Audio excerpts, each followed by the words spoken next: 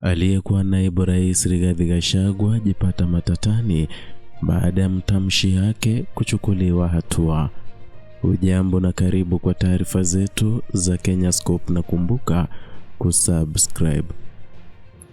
Katibu mkuu wa shirikisho la vyama vya wafanyakazi nchini, ama ukipenda KOTU, kwa jina Francis Atwoli ameibua mjadala mkali kufuatia matamshi aliyoyaita ya hatari na yenye nia mbaya yanayoletwa ama yaliyotolewa na naibu rais wa zamani Rigathi Gachagua kuhusu usimamizi wa mfuko wa hifadhi ya jamii NSSF.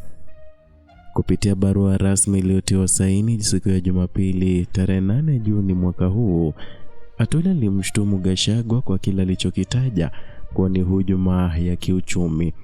Alieleza kuwa wito wa Gachagua kwa wafanyakazi kujiondoa kwenye NSSF ni hatua ya kiholela isiyo na uwajibikaji na inayotishia udhabiti wa kifedha wa taifa.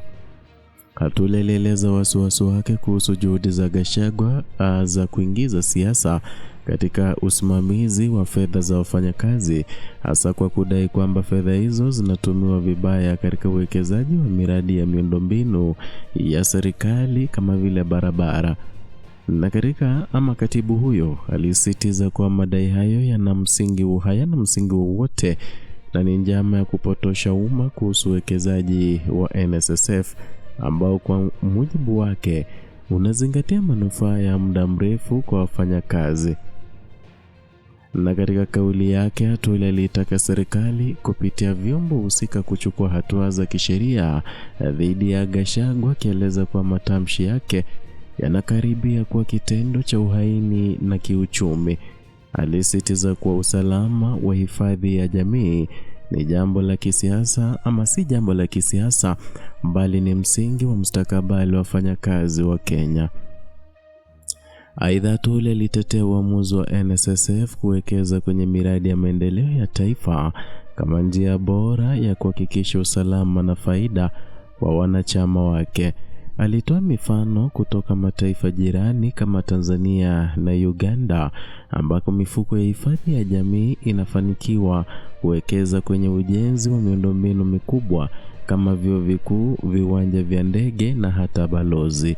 Vilevile alirejelea Afrika Kusini, ambako fedha za mafao zimechangia katika ujenzi wa barabara muhimu za kitaifa. Kwa mujibu wa Atwoli, uwekezaji wa aina hiyo ni wa kimkakati na unalenga si tu kwa kuongeza thamani ya fedha za wanachama bali pia kuchochea maendeleo ya taifa na kulinda rasilimali kwa vizazi vijavyo.